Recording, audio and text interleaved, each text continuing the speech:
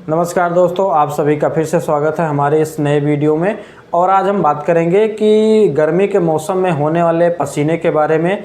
देखिए, वैसे तो दोस्तों नॉर्मल पसीना होना कोई बुरी बात नहीं है, क्योंकि ये जो पसीना होता है वो हमारे शरीर के जो बेस्ट प्रोडक्ट होते हैं उसको बाहर करने के लिए होते हैं, यानी ये हमारे लिए लाभदायक ही होते हैं। लेकिन किसी किसी को आवश्यकता से अधिक पसीना होने लगता है तो ये उनके लिए बहुत ही परेशानी का सबब हो जाता है।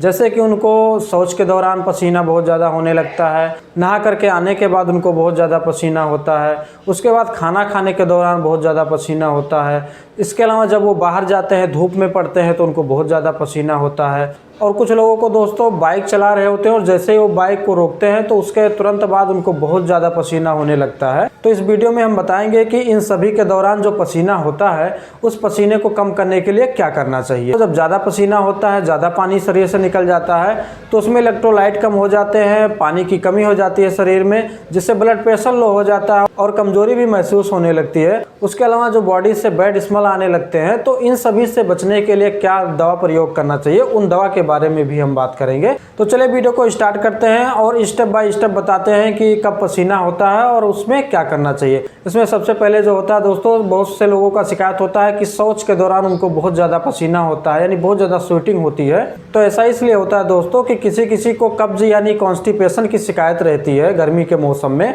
तो कब्ज के होने की वजह से उनको ज़्यादा जोर लगाना पड़ता है शौच के दौरान।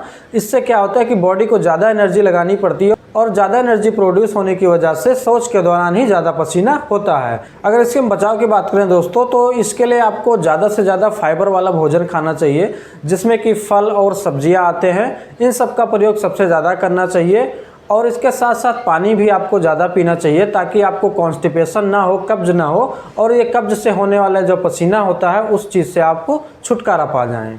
अब अगली बात करें दोस्तों, तो किसी किसी को यह शिकायत रहती है कि नहाने के बाद में उनको बहुत ज़्यादा पसीना होता है। जब वो नहा रहे होते हैं तो उनको कोई परेशानी नहीं होती है, लेकिन जैसे ही वो नहा करके बाथरूम से बाहर निकलते हैं उनको बहुत ज़्यादा पसीना होने लगता है। ऐसा इसलिए होता है दोस्तों क्योंकि जब हम नहा रहे होते हैं तो पानी थोड़ा ठंडा होता है और उसके साथ साथ जो बाथरूम का टेम्परेचर होता है वो भी थोड़ा कम होता है, और उसी टेम्परेचर में हमारा बॉडी जो होता है वो अपना भी टेम्परेचर एडजस्ट रखता है। लेकिन जैसे ही हम बाथरूम से बाहर आते हैं, कमरे में आते हैं, तो कमरे का टेम्परेचर बाथरूम की अपेक्षा ज़्यादा होता है, ज़्यादा पसीना रिलीज करता है बॉडी, जिससे कि बहुत ज़्यादा पसीना देखने को मिलता है। इसलिए अगर हम बात करें कि इसके बचाव के लिए हमें क्या करना चाहिए कि हमें बाहर निकलने के बाद बहुत ज़्यादा पसीने ना हो, तो इसके लिए दोस्तों आपको बहुत ज़्यादा ठंडे पानी से नहीं नहाना चाहिए, एक नॉर्मल पानी से नहाना चाहिए, ताकि आपके जो कमरे का टेम्परेचर है और आपके जो बाथरूम का टेम्परेचर है और पानी का टेम्परेचर है वो दोनों में बहुत ज़्यादा डिफरेंस ना हो। इससे बॉडी रिएक्ट नहीं करेगी, ज़्यादा पसीने रिलीज नहीं करेगी।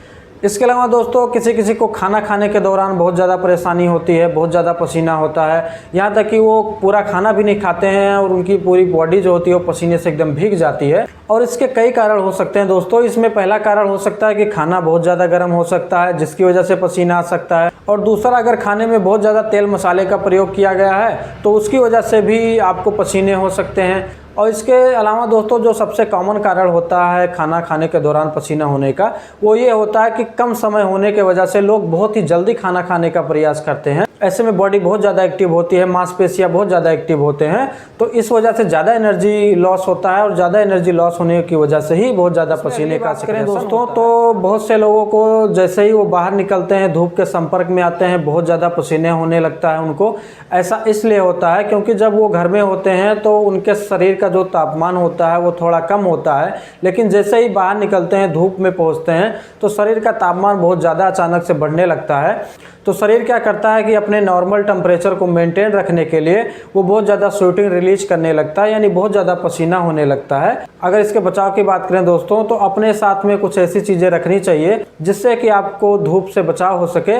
जैसे कि आप अपने साथ छतरी रख सकते हैं, इसके अलावा आप सूती के रुमाल या इस तरह की चीज़ें रख सकती हैं जिसको ढक सकते हैं अपना पूरा शरीर। इससे क्या होगा कि अचानक से टेम्परेचर नहीं बढ़ेगा शरीर का और बहुत ज़्यादा पसीना नहीं होगा।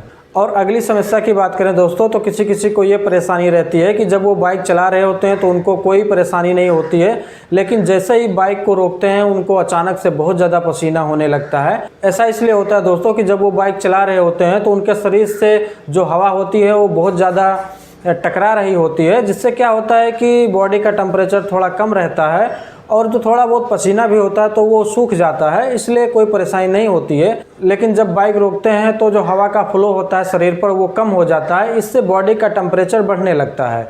तो जब बॉडी का टेम्परेचर बढ़ने लगता है तो शरीर अपनी तापमान को मेंटेन रखने के लिए ही वो स्वेट का रिलीज करता है, यानी पसीने होने लगते हैं, जिससे कि बॉडी का टेम्परेचर मेंटेन बना रहे। तो अगर इसके हम बचाव की बात करें दोस्तों कि इसमें क्या ट्रिक अपना सकते हैं जिससे हमको ये समस्या ना हो, थोड़ा सा बाइक को स्लो कर लीजिए, थोड़ा सा शरीर को अपने तापमान को एडजस्ट करने दीजिए धीरे धीरे, और जब धीरे धीरे बॉडी का तापमान एडजस्ट हो जाएगा तो आपको कोई भी पसीना या कोई भी अन्य समस्या नहीं होगी। जब पसीना बहुत ज़्यादा होता है तो शरीर से बहुत ज़्यादा पानी निकल जाता है, उसके साथ में इलेक्ट्रोलाइट भी निकल जाते हैं, जिससे कि आपका ब्लड प्रेशर थोड़ा लो हो सकता है और आपको चक्कर या बहुत ज़्यादा प्यास महसूस हो सकती है। तो इसके लिए आप ORS पाउडर का प्रयोग कर सकते हैं, जिसमें इलेक्ट्रॉल बहुत ही फेमस ब्रांड है, उसका प्रयोग भी आप कर सकते हैं।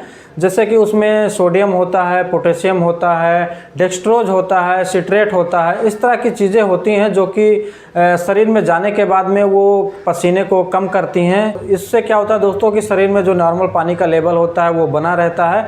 उसके साथ में जो डेक्सट्रोज होता है वो आपको एनर्जी भी देता है, जिससे आपको चक्कर या कमजोरी जैसी जो समस्या होती है वो ठीक हो जाती है। इसके अलावा दोस्तों जब पसीना बहुत ज़्यादा होता है तो बॉडी से बैड स्मेल आने लगती है, तो ऐसे में इस समस्या से बचने के लिए आप किसी डस्टिंग पाउडर का प्रयोग कर सकते हैं, जिसमें पॉन्ड्स आता है, नाइसिल आता है। इसके अलावा बहुत सारी कंपनियां डस्टिंग पाउडर बनाती हैं, उसका प्रयोग आप कर सकते हैं। ये जो डस्टिंग पाउडर होता है दोस्तों, ये जहां से भी शरीर में पसीना निकलता है वहां पर ये जा करके उस छिद्र को ब्लॉक कर देती हैं, जिससे कि वहां से पसीना कम निकलता है। उसमें कुछ इस तरह के कंपोनेंट मिलाए जाते हैं जिससे कि सुगंध उत्पन्न होता है, इससे आपके जो बॉडी से बैड स्मेल आ रहा होता है वो भी ख़त्म हो जाता है। तो कैसा लगा दोस्तों हमारा ये वीडियो, आपको कमेंट करके ज़रूर बताना है। वीडियो को लाइक भी करना है, वीडियो को शेयर भी करना है, ताकि और लोगों के पास इसकी जानकारी पहुंच सके।